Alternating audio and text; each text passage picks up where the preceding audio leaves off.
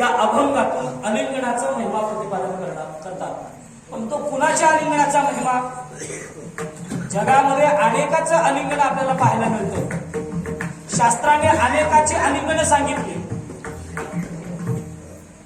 अनेक आतापर्यंत असणारा ऐतिहासिक ग्रंथ आपण वाचतोय, रामायण असेल, महाभारत असेल. पण तुकोबारा या अभंगातून अनेकाच्या आलिंगनाचा महिमा सांगत नाहीत, केवळ संतांच्याच आलिंगनाचा महिमा सांगतात. जर आपल्या जीवनामध्ये आपण संतांना आलिंगन दिलं तर सायुज्य नावाचा मोक्ष प्राप्त होतो. आलिंगन नेमकं काय आहे? आलिंगन ही एक कृपा आहे. सर्वसामान्य जीवाला भगवत प्राप्ती करून घेण्याकरिता म्हणून आपल्याला जे लागते त्याला म्हणतात कृपा. ती कृपा दोन प्रकारची सांगितली. एक जडाची कृपा सांगितली आणि दुसरी चेतनेची कृपा सांगितली. त्या जडामध्ये पुन्हा दोन कृपा आहेत. एक आहे ते अंतकरण कृपा आणि दुसरी आहे ती शास्त्र कृपा. चेतनेमध्ये पुन्हा दोन प्रकार. एक आहे ते देव कृपा आणि दुसरी आहे ते संत कृपा. संत कृपेमध्ये पुन्हा तीन प्रकार. उगा ऐकून ठेवा. संत कृपेमध्ये तीन प्रकार आहेत. त्यातली पहिली कृपा आहे ती म्हणजे असणार हस्तकृपा. डोक्यावर हात ठेवल्याबरोबर शक्तिपात होतो, याला म्हणायचं हस्तकृपा. दुसरी आहे ती नेत्रकृपा. डोळ्याला बघितल्याबरोबर फरक जाणवतो, याला म्हणायचं नेत्रकृपा. आणि तिसरी आहे ते आलिंगन कृपा. आलिंगन दिलं मग मात्र शक्तिपात होतो, याला आलिंगन कृपा म्हणायचं.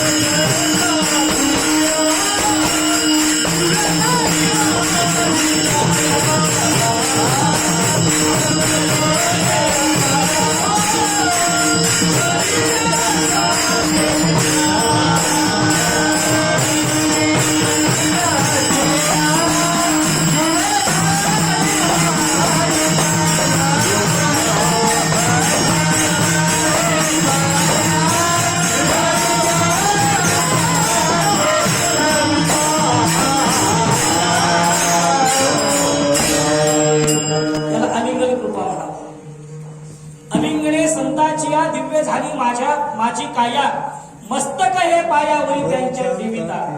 कायेला दिव्यत्व निर्माण होतं, हे आलिंगनाचा महिमा आहे. आलिंगन ही एक कृपा आहे. हस्तकृपा मस्तकी तो जाना ठेविला कर.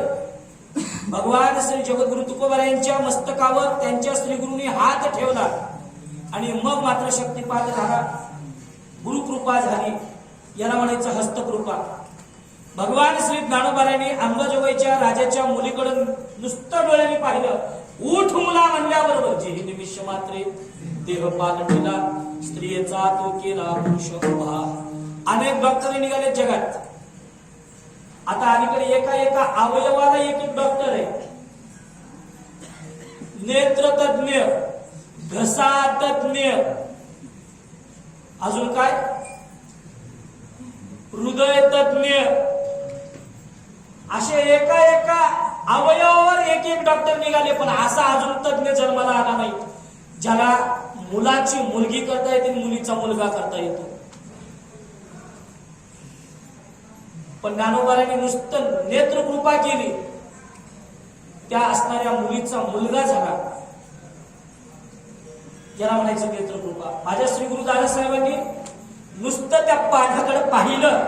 चंद्रभागेचं पाणी होतं, तुपाशिवाय पंगत कुंडली होणार नाही.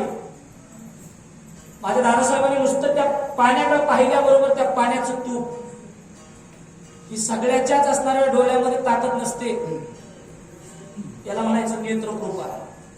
आणि तिसरी आहे ती आलिंगन कृपा. उगय थोडस दिशा देऊन जातो. अर्जुनाच्या अंतःकरणामध्ये मोह प्रविष्ट झाला. मोह घालवण्याकरिता भगवान श्रीकृष्णाने पूर्ण गीता सांगितली. गीतेच्या 2ऱ्या अध्यायापासून 18व्या अध्यायापर्यंत. पण ज्या दिवशी तो स्वतः सांगतोय नष्टो मोहा स्मृती लब्ध्वा, माझा मोह गेला, नुसता सांगतोय पण पूर्ण मोह गेला नव्हता. जेव्हा स्वतः भगवान श्रीकृष्ण अर्जुनाला म्हणतात, अर्जुना आता आलिंगन दे, आलिंगन. आणि मग भगवान अर्जुनाला आलिंगन देतात. अर्जुन भगवंताला आलिंगन देतो. हृदया हृदय एक झाले, ये हृदयीचे ते हृदयी घातले.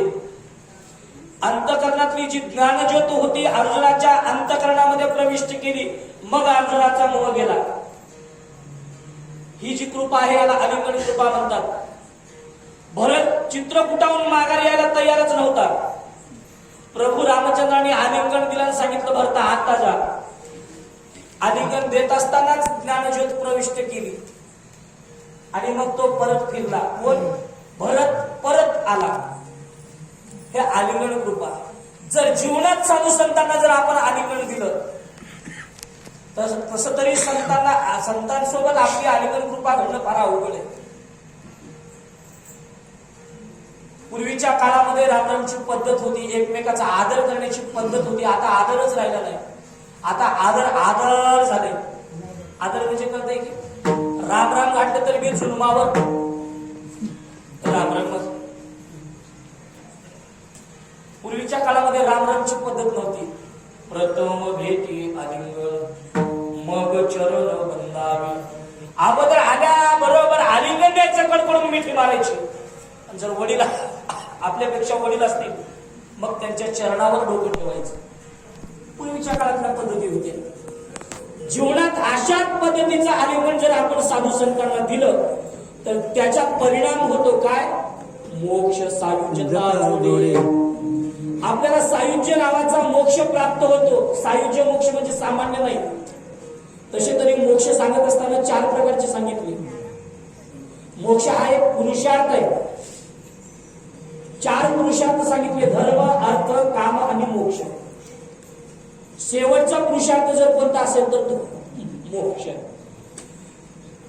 हा जसा मोक्ष आहे तसं पुरुषार्थ आहे, तसं मोक्ष हा एक असणार काय आहे? त्या मोक्षामध्ये काही प्रकार आहेत. त्याच्यामध्ये 4 मोक्ष सांगितले. कोणकोणते? आपण त्याला मुक्ती म्हणतो. समीपता, स्वरूपता, सलोकता आणि सायुज्यता.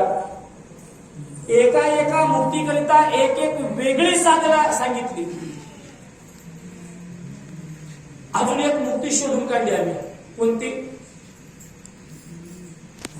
जशा या 4 मुक्ती सांगितल्या, समीपता, सलोकता, स्वरूपता आणि सायुज्यता, तसं साष्टी नावाचा एक मोक्ष सांगितला शास्त्राने. साष्टी म्हणजे समीपता मुक्ती कशाला म्हणायचं? देवाची जवळीक साधणं, देव आपल्या जवळ येणं. हरिपाठामध्ये आपण अनेक वेळा त्या मुक्तीचं वर्णन करतोच ना. लक्ष्मी वल्लभ तया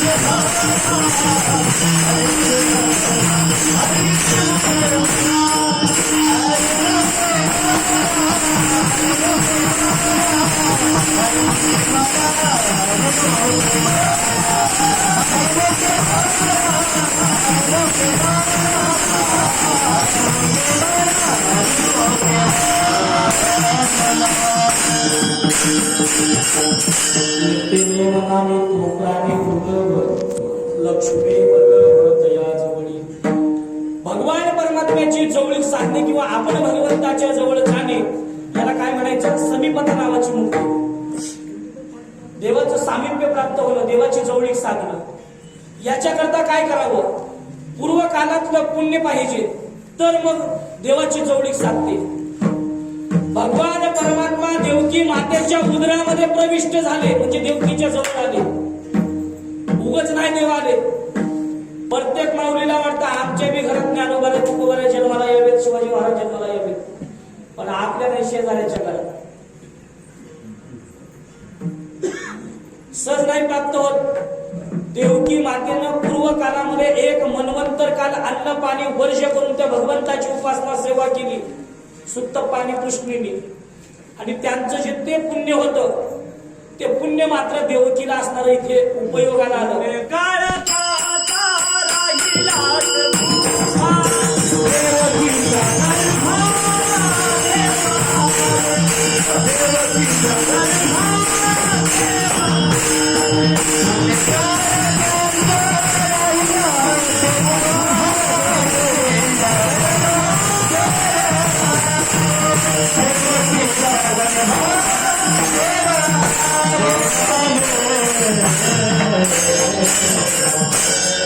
तीर्थावलीमध्ये सांगतात बालक्रीडेमध्ये तुकोबाऱ्यांची बालक्रीडा, तशा सगळ्याच साधूंच्या बालक्रीडा आहेत. आपण वाचलेलं आहे.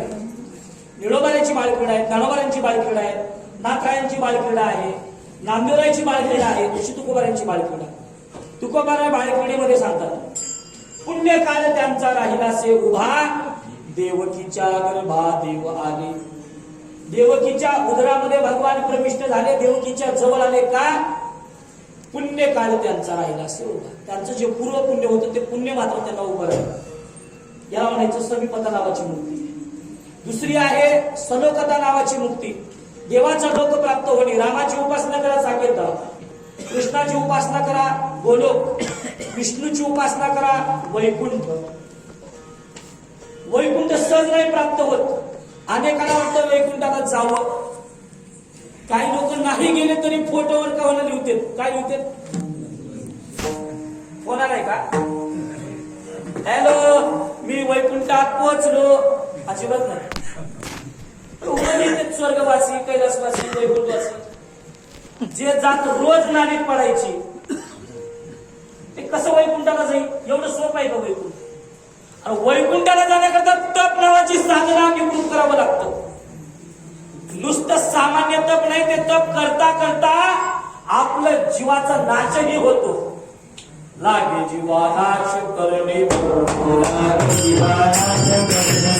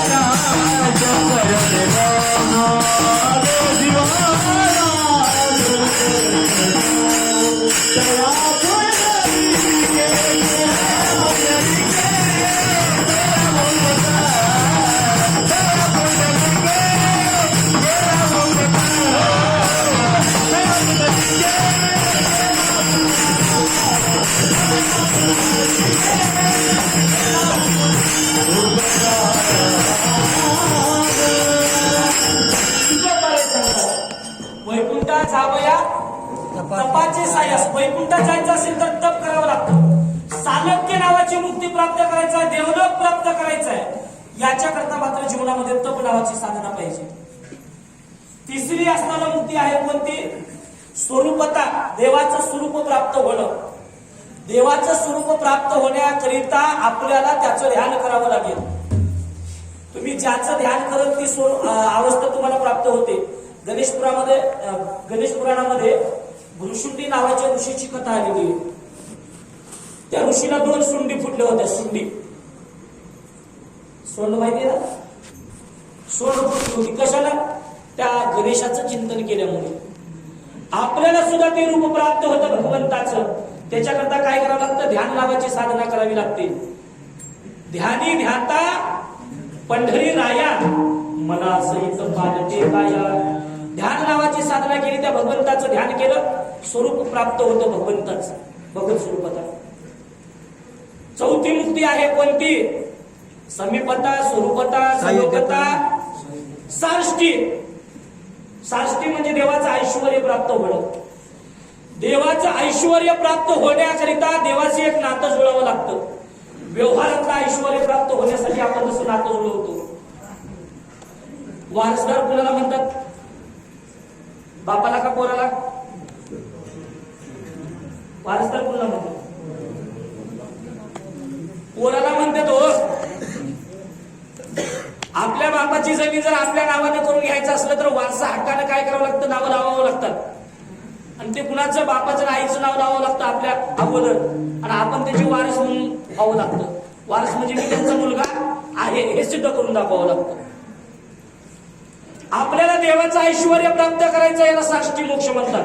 आणि देवाचं ऐश्वर प्राप्त करण्याकरिता आपल्याला संबोधन द्यावं लागतं लेकराचं, आणि देवाला संबोधन द्यावं लागतं मायबापाचं. तुकोबारा म्हणतात, तो डाव मात्र आम्ही खेळला फक्त देवासोबत, ते कुणाला नाही जमलं. आता आमचा देव त्रिलोक्याचा मालक होता, पण त्या असणाऱ्या देवाबरोबर आम्ही हे नातं जुळवलं. हाता आला घाय डाव आमुचा मायबाप देव. आम्ही त्या देवाला मायबापाचं संबोधन दिलं. जे देवाचं ऐश्वर आहे, मायबापाचं जे ऐश्वर आहे, ते वारसा हक्कानं कुणाला मिळतं? मुलाला मिळतं. तसं आम्ही त्याला मायबाप म्हणून संबोधन दिलं, आणि आम्ही कोण झालो? त्याची लेकरं झालो. आम्ही आली करे प्रेम सुखाचे पुरे. आवाज माझा आता बसला बरं का? 3 दिवस झालं थंडीत कीर्तन चालू आहे, त्याच्यामुळे आवाज बसला. आज तरी बरं आहे, आम्ही तुमच्या मंदिरात आहे. बरेच लोक महाराज लोकांना बाहेरच घालायला लागले. 2 दिवस आज शिशीवरच कीर्तन झालं, एसी लावल्यासारखं. पहिलंच दिवाळी. काय सांगत होतो मी? साष्टी नावाचा मोक्ष. देवाचं ऐश्वर प्राप्त होण्याकरिता आपण देवाला मायबापाचं संबोधन द्यावं लागतं, आणि आपण त्यांची लेकरं व्हावी लागतं. तुकोबारा म्हणता, आम्ही त्यांना मायबाप केलं आणि आम्ही त्यांची लेकरं झालो. आम्ही अलीकडे प्रेम सुखाची लेकुरे. आम्ही त्यांची लेकरं झाल्यामुळं झालं काय? तीही त्रिभुवनी आम्ही वैभवाचे धनी. त्रिभुवनाचं वैभव भगवान परमात्म्याचं. ब्रह्मांड नायका विश्वजनाच्या, ब्रह्मांडाचा जो नायक विश्वाचा तो असणारा काय आहे? पालनहार आहे. तो विश्वाचा मालकही आहे. पण आम्ही त्याची लेकरं झाल्यामुळे ती जे काही असणार वैभव आहे ते आता आम्हाला प्राप्त झालं. तीही त्रिभुवनी आम्ही वैभवाचे धनी. तुकोबारा एवढं हात ठेवून सांगतात, आता आम्ही मालक झालो त्याचे. हा साष्टी नावाचा मोक्ष आहे. आणि 5वा जो सांगितला तो सायुज्य नावाचा मोक्ष. देवच कोणी, आणि तो मोक्ष जर प्राप्त करायचा असेल त्याला साधना तुकोबारांनी सांगितली अभंगाच्या प्रथम चरणात. आले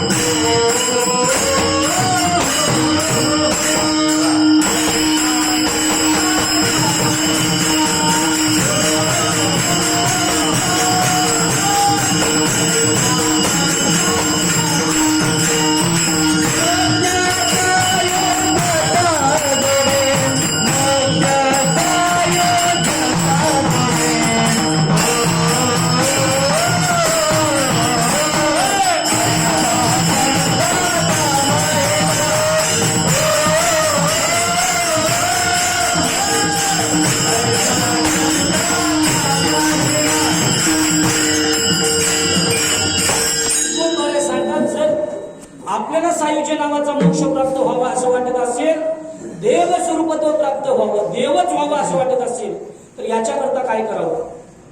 संत महात्म्यांना जीवनामध्ये एकदा आलिंगन द्यावं. त्या आलिंगनाच्या योगानं काय होतं? आलिंगन घडे तर घडतच नाही. आलिंगन घडण्याकरिता अगोदर संत तरी भेटले पाहिजे. उगाच म्हणायचं का बहु अवघड आहे संत भेटी? सहज संत भेटत नाहीत. तात मिले पुरी मात मिले सुत धात मिले युवती सुखदाई, राज मिले गजराज मिले सबसाज मिले मनोवांछित पायी, लोक मिले सुरलोक मिले बिरलोक मिले वैकुंठ ही जाई, कहे कपट निरंजन संत समागम दुर्लभ बाई. कपट निरंजन नावाचे एक साधू आहेत. त्यांनी सांगितलं देव संत दर्शन दुर्लभ आहे. आणि जर यदा कदाचित आपल्या जीवनामध्ये निष्काम कर्मयोगाची उपासना असेल, जर ते निष्काम पुण्य आपल्या जर गाठीशी असेल, तर मग मात्र संत भेटू शकतो. नाथमाला सांगतात निष्कामता निज दृष्टी अनंत पुण्य कोटी अनुकोटी, रोकड्या नाही जे पाठोवाटी तरी होय भेटी हरिप्रियाची. असं निष्काम पुण्य आपल्या जीवनामध्ये पाहिजे. निष्काम पुण्य कशाला म्हणतात आणि सकम पुण्य कशाला म्हणतात? थोडक्यात सांगतो. काहीतरी मिळण्याकरिता जे आपण देवाची उपासना करतो याला सकम पुण्य म्हणायचं. नारळ फोडलं देवाला की माझ्या बोरला पाणी लागा, पोराची सोयरी हो, म्हशीला हालया म्हणत वंडरू हो, गाईला पाळडू हो. एका नारळात याला काय म्हणायचं? सकाम. निष्काम कशाला म्हणायचं? गावात सत्ता चालू आहे, हातात झाडू घेऊन झाडाव, वाढायला आलं तर वाढाव, नंतर काही काही लोक वाढायला पण तेच पुढे येतं. कधी विना गळ्यात घेऊन पहारा कराव, वाचायला येत असं 2-4 शब्द तर पारायण करावं. नाहीच पारायणला वाचायला नाही जरी आलं तर उगाच ज्ञानेश्वरीच्या समोर तरी बसावं. आपल्याला माहितच आहे की पारायण कसं असतंय. पोट पारायण, पोट पारायण, पोट पारायण. पोट पारायण म्हणजे बोट आपटायचं, कुंकून चिक्कू एवढं, कुंकून केळ एवढं, कुंकून पापडा एवढं, म्हणजे बोट आपटायचं, हे पोट पारायण. बोट पारायण म्हणजे उभं बोट फिरवायचं. आणि तिसरं पोट पारायण, उभं बघायचं चौकड. कसं का होईना पण बसा. एवढं जरी वेळ दिलो ना तुम्ही ज्ञानोबांच्या समोर, ज्ञानेश्वरीच्या समोर, तरी पण ते निष्काम पुण्य आहे तुमचं. काही मिळवण्यासाठी आपण इथं बसत नसतो. कीर्तनात येऊन बसला झोप मोडून 2 तासाची. काय करायचं आहे कीर्तन ऐकायची? मस्त झोपायचं. गोड गोड कसं मी खाल्लं आहे दिवाळीतलं, 8-8 रोज करून ठेवलं. ते गोड खाल्लं की तर आळसते.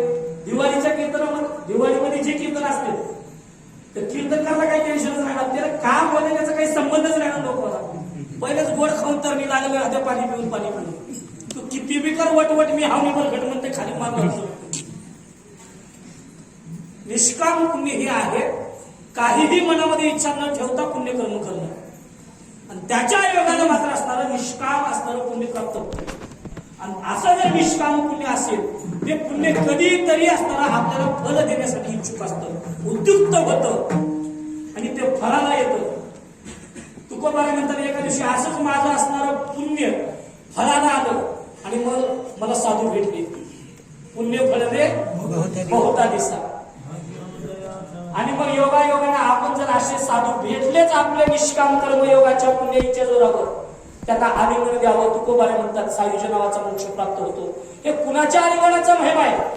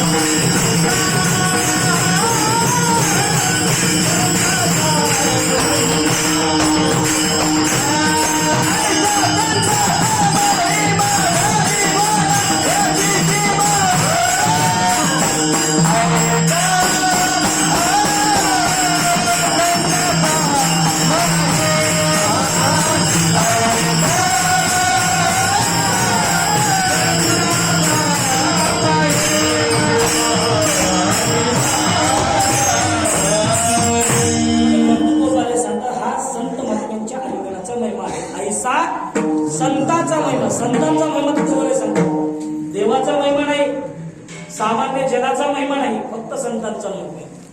संतांचा महिमा सांगत असताना पहिला अलिंगनाचा महिमा सांगितला. हा संतांच्या अलिंगनाचा महिमा सांगितला. आणि संतांचा महिमा किती जरी वर्णन करावं म्हटलं तरी आपल्याला वर्णन करणं शक्य नाही. त्यांचा महिमा काय वर्णन मी पामर न कळे तो साचार ब्रह्मादिका. ब्रह्मादिकाला कळालं नाही, इंद्रादिकाला कळालं नाही, तर तुमच्या आमच्यासारख्या सर्वसामान्य जीवाला काय कळणार आहे. हा संतांच्या अलिंगनाचा महिमा. तसं संत तीर्थाचा महिमा तुकोबाराय म्हणतात, संतांच्या तीर्थाजवळ पायाजवळ सगळी तीर्थ आणि सगळी पर्वकाळ येऊन उभे राहतात. तीर्थे पर्वकाळ अवघी पाया पेस. सगळीच्या अवघी या शब्दानं सगळीच तीर्थ आणि सगळीच पर्वकाळ. जगामध्ये तीर्थ किती सांगितले? 33 कोटी तीर्थ सांगितले. 33 कोटी तीर्थ कुठे राहतात? आपल्या अंगावर असलेले जे रोम आहेत, रोम म्हणजे बारीक केस, त्याच्या मुळाशी असणार छिद्र असतं, छिद्र, त्या छिद्राच्या ठिकाणी असणार 33 कोटी पाप सांगितले शास्त्राने. ते पाप याचा आश्रय घेतात, रोमाच्या छिद्राचा. 3.5 कोटी रोम आहे. एक जण म्हणला महाराज जरा टकला असणार बस करावा. लोक काय विचारते काय सांगता येईल, त्याला जर टकला असणार कसं करावं म्हणतात. शास्त्र मर्यादा ही प्रमाणभूत असते. शास्त्रांनी सांगितलं मानवाला आयुष्य 100 वर्षाचं सांगितलं. 60 मध्ये बी झाल्यात, लईच पिढी आगाऊपणा केलं की 22 वर्षांनी बी चालल्यात. गाडीला मार मारलं की 10 एकदम कोसळली की झालं 35व्या वर्षी पुण्य तिथे. पण शास्त्र मर्यादा सांगितली 100 वर्षाची, शास्त्र प्रमाण आहे. तसं 33 कोटी पाप सांगितले शास्त्राने. आणि ते या रोमाच्या मुळाशी राहतात. त्याच्याकरता 33 कोटी तीर्थाची योजना शास्त्राने केली. 33 कोटी तीर्थामध्ये स्नान करावं, त्या योगानं सर्व पाप छाळून होतं. पण 33 कोटी तीर्थ केवळ कुठं आहेत हे आपल्याला माहितीच नाही. मृत्यूलोकात आहेत का, स्वर्गात आहेत का, पाताळात आहेत? सगळेच्या सगळे तीर्थ मृत्यूलोकात नाहीत. सगळेच्या सगळे तीर्थ मृत्यूलोकात नाहीत. आशिया खंडातच आहेत असंही नाही, भारतातच आहेत असंही नाही, अनेक ठिकाणी. आणि कालाच्या ओघामध्ये काही तीर्थ आहेत तर काही तीर्थ नाहीत. आज कालाच्या ओघामध्ये काही तीर्थाचा लय झाला, तीर्थ तिथे नाहीत. पंढरपुरामध्ये तीर्थ सांगत असताना पद्मपुराणामध्ये वर्णन आलं. तुकोबारांनी त्या तीर्थाचं वर्णन केलं. केली हरणाळा आंघोळी येऊनी बैसलो. कुठं आहे हरणाळा तीर्थ? पंढरपूरला गेला असेल की तुम्ही बी? घोड्याचा बाजार, गडी घोगड्या घेतात आणि बाया बांगड्या घेतात. झालं ह्याच्यातच पंढरपूरची वारी होऊन जाते. हरणाळा तीर्थ कुठं आहे? सामान्य लोकांना तर माहितच नाही, पण कंगरा बांधलेला तर माहित आहे का म्हणलं?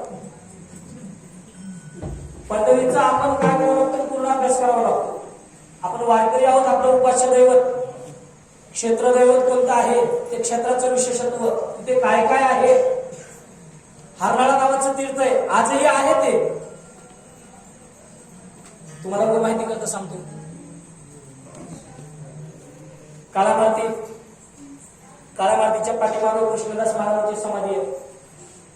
कवा तर लोक प्रदक्षिणानंतर गेला असेल बघा, आणि गेलं तर आता तर तुम्हाला कार्तिक वारीला काही चान्स नाही. नाही, अजिबात नाही. दर्शनाला चान्स दिला होता महाराष्ट्र शासनाने, पण 22 ते 26 4 दिवस पंढरपुरामध्ये संचारबंदी आहे. कार्तिक वारी काही होऊ शकत नाही आपल्याकडून. आपले जे काही फडकरी ते नियम सांभाळतात असो. जर याला कदाचित कधी पंढरीला गेलो, चंद्रभागेचं स्नान झाल्यानंतर प्रदक्षिणा घालतो आपण. काळ्या मातीवर जवळ गेल्यानंतर काळ्या मातीच्या पाठीमागे कृष्णदास महाराजांची समाधी आहे. कृष्णदास महाराजांच्या समाधीच्या पिछाडीला हरणाळा नावाचं तीर्थ होतं. ते आता तिथे पाणी वगैरे काही नाहीये तिथं तीर्थ वगैरे, पण ती जागा मात्र आज निश्चित आहे. सुदर्शन कुंडल नावाचं एक तीर्थ आहे हरिदास वेसेमध्ये, त्र्यंबकेश्वर मंदिराच्या बाजूला. अशा अनेक तीर्थ, कालामध्ये काही तीर्थ संपले पण सगळ्यात तीर्थाचं स्नान आपल्याला घडत नाही. काही पर्वकाळ सांगितले शास्त्राने. सगळेच पर्वकाळ आपल्या जीवनामध्ये प्राप्त होतील असं नाही. एक पर्वकाळ आहे तो 15 दिवसांना एकदा प्राप्त होतो, त्याला द्वादशी म्हणावं. दुसरा पर्वकाळ 1 वर्षाला एकदा प्राप्त होतो, तो संक्रांतीचा पर्वकाळ. तसे 5 पर्वकाळ अजून सांगितले. रामनवमी, कृष्ण जयंती, वामनदोषी, नरशिव जयंती, शिवरात्री हे वर्षाला एकदा प्राप्त होतात. त्याच्या पुढचा पर्वकाळ 3 वर्षाला एकदा प्राप्त होतो. मागे 2 महिन्यापूर्वी होऊन गेला. कोणता? धोंड्याचा महिना म्हणजे की आपल्याला पटकन कळते. हा एक पर्वकाळ आहे. अधिक मास, मधुमास, पुरुषोत्तम मास वगैरे. 12 वर्षाला एकदा प्राप्त होणारा कुंभमेळा पर्वकाळ, शिवस्त प्रवणी. त्याच्या पुढचा पर्वकाळ 60 वर्षाला एकदा प्राप्त होतो, त्याला कपिलाषष्ठी योग पर्वकाळ असं म्हणतात. त्याच्या पुढचा एक पर्वकाळ जीवनात एकदाच प्राप्त होतो, आपल्या 100 वर्षाच्या कालामध्ये. कधी? आपल्या आई वडिलांचा अंत होत असताना मांडी देणे, हा पर्वकाळ सांगितला. सोम, सूर्य, ग्रहणे वगैरे रामग्रहणी वर्णन केल्याप्रमाणे अशा अनेक पर्वकाळ सांगितले. एक पर्वकाळ आहे जन्मजन्मांतरामध्ये एखाद्या वेळेस प्राप्त होतो, आपली जीवदशा संपवणे, भगवत अवस्था प्राप्त करणे. तोही पर्वकाळ आहे. साधारण हा पर्वकाळ गेला अंतरीचा मळ, पण ते एका जन्मात नाही प्राप्त होत.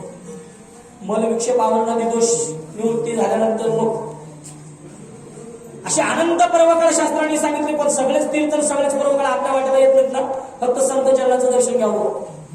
त्यांच्याजवळ पायाजवळ सगळेच तीर्थ, सगळे पर्वकाळ अवघी पायाचे सगळं. अशा साधूची सेवा केली की मग काय होतं सेवक.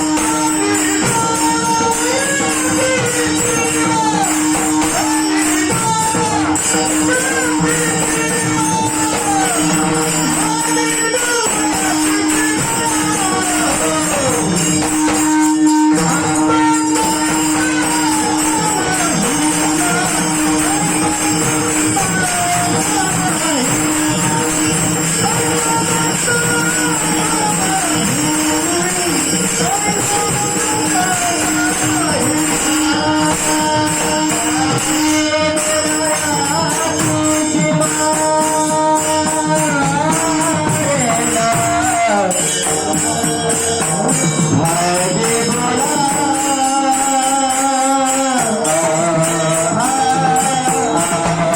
हरी बोला याची सीमा